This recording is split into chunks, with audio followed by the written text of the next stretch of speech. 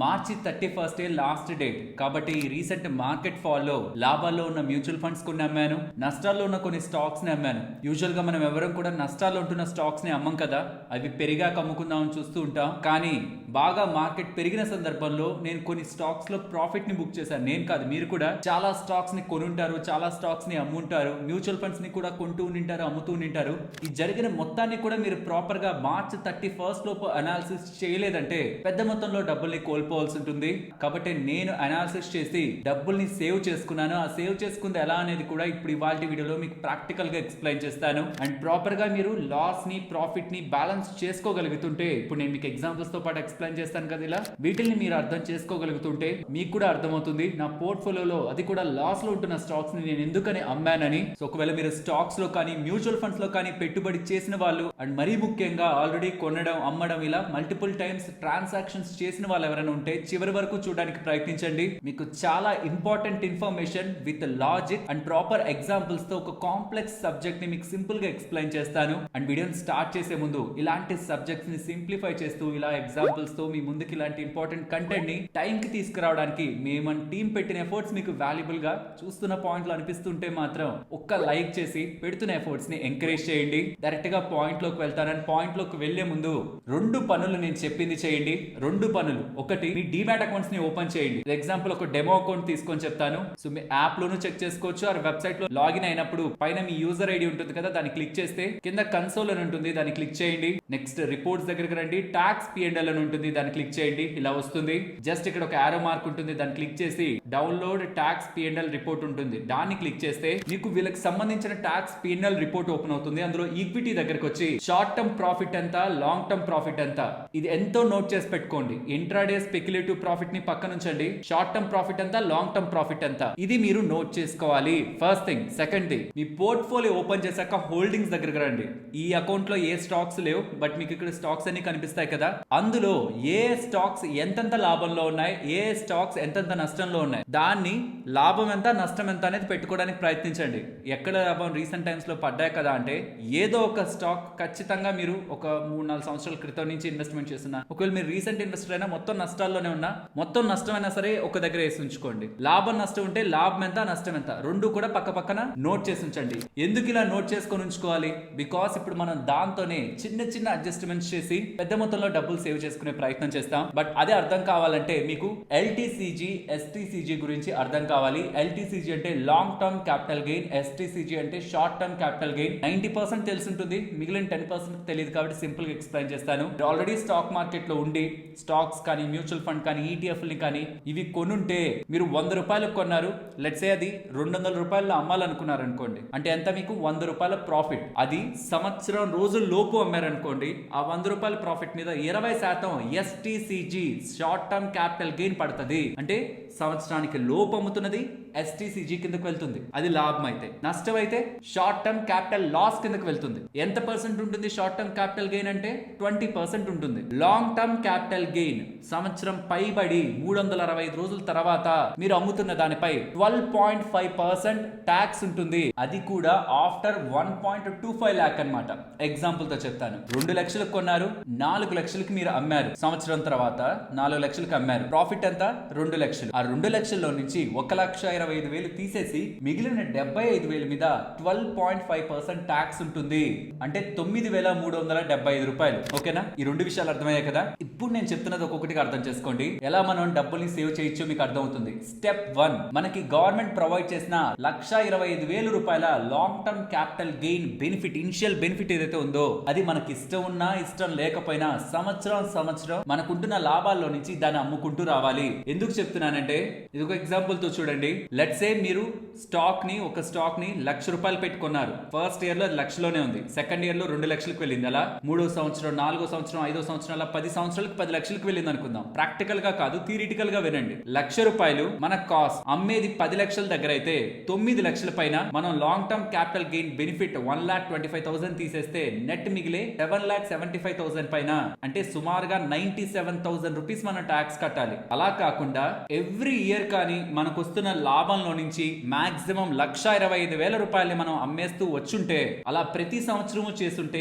చివరి సంవత్సరం వరకు చేస్తుంటే ఒక్క రూపాయి ట్యాక్స్ కూడా ఇక్కడ మనం కట్టాల్సి వచ్చేది కాదు. ఈ 97,000 రూపాయల ట్యాక్స్ మనం కట్టాల్సి వచ్చేదే కాదు. ఎందుకంటే సంవత్సరం మనం 1,00,000 రూపాయలు అమ్మేస్తే 1,00,000 రూపాయల వరకు ఎటువంటి క్యాపిటల్ గెయిన్ ట్యాక్స్ లేదు కదా, 1,25,000 వరకు లేదు. ఇక్కడ ఎగ్జాంపుల్ కోసం 1,00,000 రౌండ్ ఆఫ్ నెంబర్ అయితే ఈజీగా ఉంటదని కాబట్టే చెప్తున్నాను. స్టెప్ 1 లో మనకి ఇష్టం ఉన్నా ఇష్టం లేకపోయినా మన ప్రాఫిట్ ఉంటే, మనకి లాంగ్ టర్మ్ క్యాపిటల్ గెయిన్ ఉంటే, ఈవెన్ మీరు ఇన్కమ్ ట్యాక్స్ కట్టని వాళ్ళైనా సరే, ఇన్కమ్ ట్యాక్స్ మీకు అసలు లేదు అనుకున్నా సరే, ఇప్పుడు నేను చెప్పింది చేస్తే సంవత్సరం 1,25,000 రూపాయల ప్రాఫిట్ మీకు కనిపిస్తుంటే, అది మ్యూచువల్ ఫండ్స్ అయినా స్టాక్స్ అయినా మీకు కనిపిస్తుంటే అమ్మేసి నాకు 1,25,000 రూపాయల ప్రాఫిట్ వచ్చింది, long term capital gain profit వచ్చింది, బట్ నేను ట్యాక్స్ కట్టాల్సిన నీడ్ లేదని మనం ఇన్కమ్ ట్యాక్స్ వాళ్ళకి చెప్పేయచ్చు. ఇన్కమ్ ట్యాక్స్ వాళ్ళకి చెప్పకపోయినా ఇదంతా మీ డిమాట్ అకౌంట్స్ లో నోట్ అవుతూ ఉంటుంది. కాబట్టి అలా సంవత్సరం చేసుకుంటూ వచ్చుంటే చివరికి మనం ఒక్క రూపాయి ట్యాక్స్ కూడా ఇక్కడ కట్టాల్సిన నీడ్ లేదు. కాబట్టి డిమాట్ అకౌంట్ ఓపెన్ చేసి ట్యాక్స్ పిఎన్ఎల్ ని తీసుకోమన్నానా, అందులో మీరు ఈక్విటీ దగ్గరకు వచ్చారంటే ఒకసారి చెక్ చేసుకోండి. ఆల్రెడీ 365 రోజులకు పైగా మీరు హోల్డ్ చేస్తున్నది మీరు ఏదైనా ఆల్రెడీ బుక్ చేశారా, ఇక్కడ ఎంత ఉందో చూసుకోండి.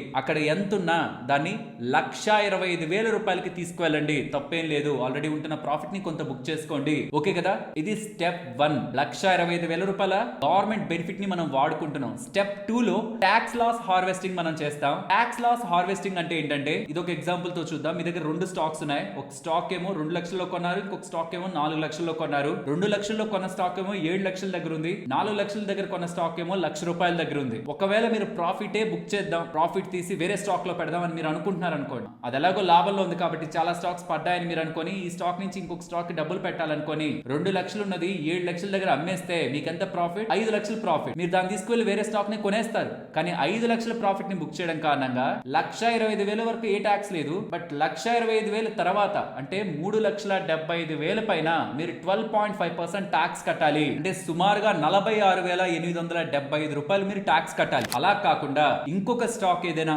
మీరు ఆల్రెడీ హోల్డ్ చేసిన వాటిలో ఇంకొక స్టాక్ ఏదైనా లాస్ లో ఉంటే, ఇక్కడ చూడండి 4 లక్షల స్టాక్ కొన్నాం, అది 1,00,000 రూపాయల్లో ఉంది, బాగా పడింది అనుకుందాం. ఆ స్టాక్ ని మనం అమ్మేస్తే లాస్ ని బుక్ చేసుకుంటే 5 లక్షల ప్రాఫిట్ లో నుంచి ఈ 3 లక్షల లాస్ పోతుంది. మనకు వచ్చేది కేవలం 2 లక్షలే. ఆ 2 లక్షల మీద కూడా లాంగ్ టర్మ్ క్యాపిటల్ గెయిన్స్ మీద 1,25,000 వరకు మనకు ట్యాక్స్ లేదు. కాబట్టి మనం కట్టే ట్యాక్స్ కేవలం 75,000 రూపాయల మీదే. 5 లక్షలు అమ్మితే 47,000 రూపాయల ట్యాక్స్ కట్టాల్సిన మనం కేవలం 9,375 రూపాయలు మాత్రమే ట్యాక్స్ కడతాం. Just with the logic of tax loss harvesting. అలాగే short term capital gain related గా కూడా ఒక ఎగ్జాంపుల్ ని చూద్దాం. ఒక స్టాక్ మీరు కొన్నారు 2,50,000కి, అదే స్టాక్ ని 3,20,000కి అమ్మేశారు అనుకుందాం. కొన్నప్పటి నుంచి అమ్మిన దానికి 8 నెలల వ్యవధి ఉంటే, అంటే సంవత్సరం కంటే లోపు ఉంటే, ఇది షార్ట్ టర్మ్ క్యాపిటల్ గెయిన్ అవుతుంది ఈ 70,000 అనేది. అలానే మీ ఎంటైర్ పోర్ట్ఫోలియోలో 1 సంవత్సరం కంటే లోపల కొనింది ఏదో ఒకటి నష్టంలో ఉంటుంది కదా, అలా నష్టంలో ఉన్నది కూడా మీకు చూసుకొని 70,000కి వచ్చేలా మీరు అమ్మేస్తే ఈ 70,000 లాభం ఈ 70,000 నష్టంతో సెట్ ఆఫ్ అయి రూపాయి కూడా మనం ట్యాక్స్ కట్టాల్సిన నీడ్ లేదు. సో కాబట్టి సింపుల్ లాజిక్ గుర్తుంచుకోండి. మీకు ఒకవేళ మీ పోర్ట్ఫోలియోలో ఎందులో అయినా మీకు మంచిగా లాభం ఉండి ఆర్ ఆల్రెడీ మీరు లాభానికి అమ్మేసి ఉంటే కూడా capital gain tax, long term capital gains tax ఎంత మీరైతే మీరు కట్టాలి ఉంటుందో 1,25,000 ఉండేంత వరకు మనం ఏ ట్యాక్స్ కట్టాల్సిన నీడ్ లేదు. కాబట్టి ఎంతైతే లాంగ్ టర్మ్ క్యాపిటల్ గెయిన్ ఉందో, అంటే సంవత్సరానికి మించి మీరు హోల్డ్ చేసిన స్టాక్స్ ని ఏదైతే మీరు ప్రాఫిట్ ని బుక్ చేసుకుంటున్నారో దాంట్లోంచి 1,25,000 తీసేసేయండి. మిగిలిన డబ్బులు ఏదైతే ఉంటుందో దానికి సంబంధించి ఏదైనా లాస్ లో ఉన్న స్టాక్స్ చూసుకొని వాటిల్ని అమ్మేయడం కారణంగా రూపాయి కూడా మనం ట్యాక్స్ ని కట్టాం. ఇక్కడ చాలా మంది బిగినర్స్ కి వచ్చే క్వశ్చన్, ఈవెన్ నాకు తెలిసిన వాళ్ళు కూడా దీని రిలేటెడ్ గా నన్ను అడిగారు. 10 లక్షల్లో కొన్నాను, 5 లక్షలకు వెళ్ళిపోయింది నా స్టాక్. ఇప్పుడు నేను ఈ 5 లక్షలు అమ్మేస్తే, అంటే ఈ 5 లక్షల దగ్గర నేను ఇప్పుడు దీన్ని సెల్ చేసేస్తే, ఇమీడియట్ గా నేను కొన్నా సరే నాకు నా డిమాట్ అకౌంట్ దగ్గర ఇన్వెస్టెడ్ 5 lakhs ఉంటది కదా. నేను అంతకు ముందు ఇన్వెస్ట్ చేసింది 10 lakhs, ఇప్పుడు నాకు ఇన్వెస్టెడ్ 5 lakhs ఉంటది కదా. మరి నా క్యాపిటల్ 50% కోల్పోయినట్ట. నేను అమ్మను, నేను దీంట్లోనే ఉంచుతా, సో దట్ నాకు అక్కడ ఇన్వెస్టెడ్ దగ్గర 10 lakhs కనిపిస్తుంటదని రాంగ్ అజంప్షన్ ని చూస్తూ ఉంటారు. అండ్ ఫ్రెండ్స్, ఫర్దర్ గా వీడియోని కంటిన్యూ చేసే ముందు, వీడియోలో మేము పెట్టిన ఎఫర్ట్స్ మీకు వాల్యుబుల్ అని అనిపించుంటే ఈ పాయింట్ కి తప్పకుండా లైక్ చేస్తూ పెడుతున్న ఎఫర్ట్స్ ని ఎంకరేజ్ చేయండి. మీకు ఇన్వెస్టెడ్ ఎంత ఉంటే ఏంటి, హోల్డ్ చేస్తున్న స్టాక్స్ ఒక వాల్యూవే కదా ఇంపార్టెంట్. సో నాకు తెలిసిన చాలా మంది బిగినర్స్ చాలా వరకు చేసిన తప్పు ఇక్కడే ఉంటది. లాస్ ఉంటున్న స్టాక్ కంటే మీరు ఏదైతే లాస్ అంటారో ఆ స్టాక్ కంటే ఇంకేదైనా స్టాక్ మంచిగా పెరుగుతుందన్నా, లేకపోతే ఇంకేదైనా దాంట్లో మంచి గ్రోత్ ఆపర్చునిటీ ఉన్నా, దీనిలానే ఇంకా వేరేది కూడా బాగా పడింది అనుకున్నా షిఫ్ట్ అవడానికి చాలా మంది ఇన్వెస్టెడ్ క్యాపిటల్ తగ్గిపోతుంది అని ఒకే ఒక్క రీజన్ తో దాంట్లోనే హోల్డ్ అయిపోతూ ఉంటారు. అలా ఎప్పటికీ థింక్ చేయొద్దు. మీరు ఎంత దాని వాల్యూ హోల్డ్ చేస్తున్నారో అది వెంటనే అమ్మేసి మీరు మళ్ళీ దానికి ఉన్న చార్జెస్ ని పక్కన పెడితే ఏ తేడా కూడా ఉండదు. ఇన్వెస్టెడ్ ఎంత అని కాదు, ప్రెసెంట్ మీ కరెంట్ హోల్డింగ్ ఎంత అనేది మాత్రమే పాయింట్. దాన్ని మైండ్ లో పెట్టుకుని లాస్ లో ఉన్న స్టాక్స్ బుక్ చేసుకోకూడదు అనే ఒక మెంటాలిటీతో ట్యాక్స్ ని కట్టడం, లేకపోతే వేరే స్టాక్స్ లోకి వెళ్ళి ఆపర్చునిటీ ఉంటున్నా ఆగిపోవడం దయచేసి చేయకండి. కాంపౌండింగ్ ఇంపాక్ట్ అవుతుంది అనే ఒక క్వశ్చన్ కూడా ఉంటది. కాంపౌండింగ్ దీని ద్వారా ఇంపాక్ట్ అవ్వదు. నేను అమ్మి కొనే ప్రయత్నంలో మళ్ళీ పెరిగిపోతాయి, దానికి కూడా నా దగ్గర సొల్యూషన్ ఉంది, దాని గురించి మాట్లాడతాను. బట్ దానికంటే ముందు జాగ్రత్తగా మీరు ఇది తెలుసుకోండి. 365 రోజుల కంటే పైబడి మీరు హోల్డ్ చేసిన స్టాక్ ఏదైతే ఉంటాయో అవి మాత్రమే లాంగ్ టర్మ్ క్యాపిటల్ గెయిన్స్ కిందకి వస్తాయి, ఆర్ లాస్ కిందకి వస్తాయి. 365 రోజుల కంటే లోపలే మీరు కొని 2 నెలలకు అమ్మేద్దాం 3 నెలలకు అమ్మేద్దాం అనుకుంటుంటే అవి షార్ట్ టర్మ్ క్యాపిటల్ గెయిన్స్ కి లాస్ కి కిందకి వస్తాయి. Long term capital gains long term capital loss తోనే సెట్ ఆఫ్ చేయగలం.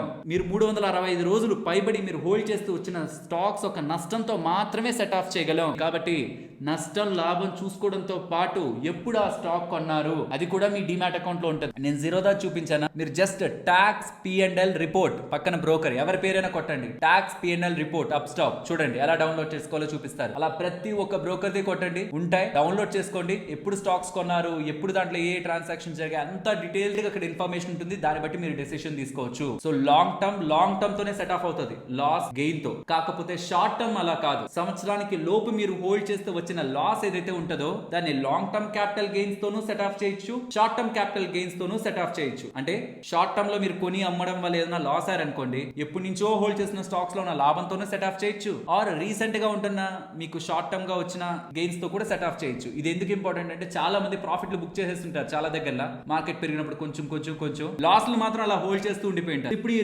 ప్రాఫిట్ ఏదైతే బుక్ చేస్తారో దానికి మీరు ట్యాక్స్ కట్టాలి. కాబట్టి ఇప్పుడు ఏదైతే లాస్ ని హోల్డ్ చేస్తున్నారో ఆ లాస్ 1 ఇయర్ బిలోదైనా 1 ఇయర్ అబోవ్ అయినా కొన్నప్పటి నుంచి ఏదున్నా సరే మీరు దానికి తగ్గింది బుక్ చేసేస్తారంటే షార్ట్ టర్మ్ మీద రూపాయి ట్యాక్స్ కట్టాల్సిన నీడ్ లేదు.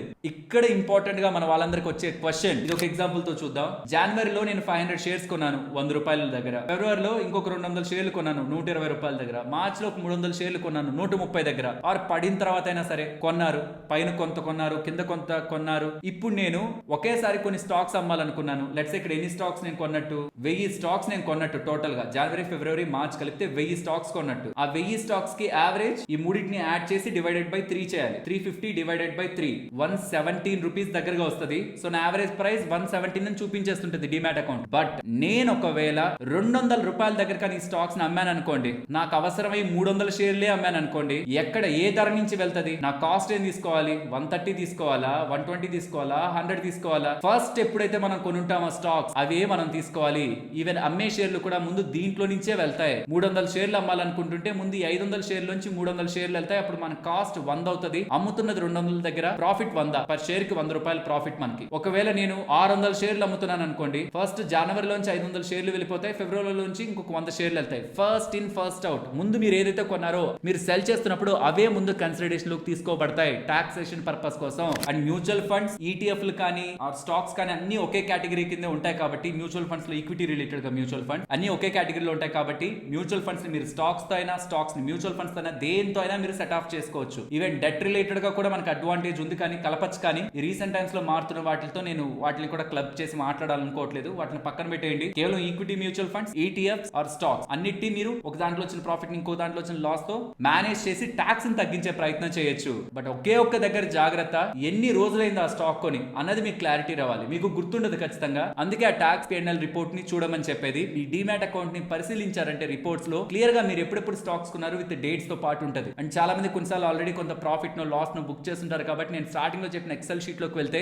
ప్రాపర్ గా మీకు ఆల్రెడీ మీరు ఎంత బుక్ చేసుకున్నారు, లాస్ కానీ ప్రాఫిట్ కానీ ఉంటుంది. దానికి తగ్గట్టు నెక్స్ట్ మనం డెసిషన్స్ తీసుకుంటాం. అండ్ మీకు వచ్చే ఇంపార్టెంట్ క్వశ్చన్, ఇప్పుడు నేను బుక్ చేసుకుందాం అనుకుంటున్నాను, లాస్ బుక్ చేసుకుని మళ్ళీ కొందాం అనుకుంటున్నాను, ఏం చేయాలి? ఇక్కడ మనకి 2 ఆప్షన్స్ ఉంటాయి. ఒకటి, ఈ రోజు నేను లాస్ బుక్ చేసేసుకుంటే ఎండ్ ఆఫ్ ద డే నాకు మనీ సెటిల్ అయిపోతుంది, ఆర్ నెక్స్ట్ డే నాకు సెటిల్ అయిపోతుంది. తర్వాత నేను మార్కెట్ లోకి వెళ్ళి అదే స్టాక్స్ ని కొందాం. బట్ ఈ లోపు మన టైం బాగుంటే పడుంటది ఆ స్టాక్ అమ్మేశాం కదా. సో ఒకవేళ పడుంటే మనం తక్కువ ధరలో కొనొచ్చు. ఆర్ పెరిగిపోతే రాత్రికి రాత్రి ఏదైనా జరిగి బాగా పెరిగిపోతే ఆ రిస్క్ ఉండకూడదంటే ఇంకొక డీమ్యాట్ అకౌంట్ లో మీ పేరు మీద ఉన్నది ఇంకొక డీమ్యాట్ అకౌంట్ లో ఎంతకైతే ఇక్కడ అమ్మేస్తున్నారో అంతకు అక్కడ ఆల్రెడీ ఫస్ట్ కొని తర్వాత ఇక్కడ అమ్మండి. ఏ ఇష్యూ కూడా ఉండదు. అప్పుడు మనం మీ దగ్గర డబ్బులు ఉంటే, డబ్బులు లేవనుకోండి దెన్ అమ్మేసిన తర్వాత నెక్స్ట్ డే కొనండి. 50-50 ప్రాబబిలిటీ కదా, తగ్గడానికి పెరగడానికి ఈక్వల్ ఛాన్సెస్ ఉంటాయి. బట్ డబ్బులు ఉంటున్న వాళ్ళు, లిక్విడిటీ ఉంటున్న వాళ్ళు వేరొక అకౌంట్ లో ముందుగా కొని ఏదైతే ఇక్కడ మీరు ప్రాఫిట్ ని బుక్ చేసుకోవాలనుకుంటున్నారో అక్కడ బుక్ చేసుకోవచ్చు. అండ్ ఫైనలీ కొంచెం మనం ఇంకొంచెం బెటర్ గా థింక్ చేయడానికి ఈ లాజిక్ ని కూడా చెప్పి ఇక వీడియోని ఎండ్ చేస్తాను. ఒకసారి ఆలోచించండి, ట్యాక్స్ లాస్ హార్వెస్టింగ్ ఏదైతే లాభం ఉందో ఆ లాభానికి మన డిమాట్ అకౌంట్ లో ఉన్న నష్టాన్ని సెట్ చేసి ఏదైతే ట్యాక్స్ ని తగ్గించాలని మనం ప్రయత్నం చేస్తున్నామో అల్టిమేట్ గా ఏదైతే మనం లాస్ లో అమ్ముతున్నామో దాన్ని ఇమీడియట్ గా మళ్ళీ కొంటాం కదా. మనం ఏ నమ్మకంతో కొంటాం, మళ్ళీ పెరుగుతుందనే కదా. ఇఫ్ ఆ నమ్మకంతో పెరుగుతుందని మనకు అనిపిస్తే ఖచ్చితంగా పెరుగుతుందని అంటే ఫ్యూచర్ లో అయినా మనం ఎక్కువ ట్యాక్స్ కదా దానికి కట్టాలి. లెట్స్ సే వచ్చిన ప్రాఫిట్ కి లాస్ ని సెట్ చేద్దామని ఒక స్టాక్ ని మనం 100 రూపాయల్లో కొన్న స్టాక్ ని 50 రూపాయలు అమ్మేసాం అనుకుందాం. ఈ ప్రాఫిట్ ని సెట్ చేయడానికి 100లో కొనింది 50లో అమ్మేసాం అనుకుందాం. ఇప్పుడు ఈ 50 రూపీస్ ది 300 కి వెళ్ళింది అనుకోండి. ఫ్యూచర్ లో పర్ స్టాక్ 250 రూపీస్ కి నేను ట్యాక్స్ కట్టాలి కదా. అలా కాకుండా ఈ ప్రాఫిట్ మీదే ఇక్కడ నేను ట్యాక్స్ కట్టేసుకుంటే ఇక్కడ అప్పుడు నేను ఫస్ట్ నుంచి హోల్డ్ చేస్తున్న 100 రూపీస్, నేను అమ్మింది 300 రూపీస్, చూస్తే 200 రూపీస్ మీద కదా నేను ట్యాక్స్ కడతాను. సో ఏదైతే ఇక్కడ నేను సేవ్ చేసుకుంటున్నానో పడిపోయింది కదా అని లాస్ లో నేను ఒకటి అమ్మేసి లోయర్ ప్రైస్ లో నేను స్టాక్ ని ఏదైతే కొంటున్నానో అది ఖచ్చితంగా పెరిగితే ఫ్యూచర్ లో అయినా నేను ట్యాక్స్ కట్టాల్సిందే. సో ట్యాక్స్ లాస్ హార్వెస్టింగ్ ఏంటంటే కొంత ట్యాక్స్ కట్టేదాన్ని పోస్ట్ పోన్ చేస్తూ ఉండడం అనమాట. ఇక్కడ వచ్చే ఇంకొక చిన్న రిస్క్ ఏంటంటే ఇప్పుడంటే 12.5% ఉంది capital gain tax, long term capital gain tax. Next పెరుగుతూ 20% కి వెళ్తే 15% కి వెళ్తే ఇక్కడ 12.5% ఉంటున్నప్పుడు కట్టడం బెటరా, ఫ్యూచర్ లో ఖచ్చితంగా పెరుగుతుంది అని మనకు నమ్మకం ఉన్నప్పుడు ఫ్యూచర్ లో 15-20% కట్టడం బెటరా? సో ఇది కూడా మనం ఒకసారి జనరల్ గా ఆలోచించుకోవాలి. ట్యాక్స్ లాస్ హార్వెస్టింగ్ మీరు చేసినా చేయకపోయినా మస్ట్ గా చేయాల్సింది అయితే ఎవ్రీ ఇయర్ ఎంతైతే మీకు లాంగ్ టర్మ్ క్యాపిటల్ గెయిన్ లో బెనిఫిట్ ఇస్తున్నారో గవర్నమెంట్ వాళ్ళు ఆ బెనిఫిట్ ని మాత్రం ఖచ్చితంగా ప్రాఫిట్ గా బుక్ చేసుకోవడం. ఇందులో లాజిక్ అయితే థింక్ చేయాల్సిన అవసరం లేదు. ఖచ్చితంగా మీరు చేయడమే మంచిది. మంచిగా వేలల్లో ట్యాక్స్ సేవ్ అవుతుంది ఫ్యూచర్ లో. ఇన్కమ్ ట్యాక్స్ కట్టే వాళ్ళైనా కట్టని వాళ్ళైనా, ఎందుకంటే ఫ్యూచర్ లో మీకేం తెలుసు అండి మీ ఇన్కమ్ ఎంత వరకు వెళ్తుంది, మీరు ఎలాంటి ట్యాక్స్ బ్రాకెట్స్ లోకి వెళ్తారు, ఆ రోజు క్యాపిటల్ గెయిన్స్ మీద ఉంటున్న ట్యాక్స్ ఎంత ఉంటుందో. నేను అన్నట్టు 20% కి వెళ్తే సంవత్సరం 1,25,000 1,25,000 మీరు సేవ్ చేసుకుంటా వెళ్ళిపోతే క్యాపిటల్ గెయిన్ ని ఫ్యూచర్ లో ఎంత పెద్ద మొత్తంలో ట్యాక్స్ సేవ్ చేసుకోవచ్చు. ఒకవేళ మీరు స్టాక్ మార్కెట్ లోకి వచ్చి ETF అంటే ఏంటి, స్టాక్స్ అంటే ఏంటి, మ్యూచువల్ ఫండ్స్ అంటే ఏంటి అని తెలియకపోతుంటే స్టాక్స్ రిలేటెడ్ గా, మ్యూచువల్ ఫండ్స్ రిలేటెడ్ గా, ETF రిలేటెడ్ గా 3 వీడియోస్ ఉన్నాయి. డిస్క్రిప్షన్ కామెంట్ సెక్షన్ లో కూడా లింక్స్ ఉంటాయి. పూర్తి వివరాలు అవగాహన ఉన్న తర్వాత మాత్రమే స్టాక్ మార్కెట్ లోకి ముందుకు వెళ్ళండి. మీ ఫ్రీ టైమ్ లో ఆ వీడియోల్ని గమనించండి. మీకు పూర్తి అవగాహన మార్కెట్ పరంగా వస్తుంది. లాజిక్ అర్థమైంది అనుకుంటున్నాను. అండ్ మార్కెట్ లో ఇన్వెస్ట్మెంట్ చేసిన, స్టాక్స్ లో, మ్యూచువల్ ఫండ్స్ లో ఇన్వెస్ట్మెంట్ చేసిన ప్రతి ఒక్కరికి ఈ ఇంపార్టెంట్ విషయం తెలియాలి. తప్పకుండా షేర్ చేయండి. వీడియో నచ్చితే లైక్ చేయండి. మరొక ఇంట్రెస్టింగ్ వీడియోతో మళ్ళీ మీ ముందుకు వస్తాను. అంతవరకు టేక్ కేర్. జై హింద్.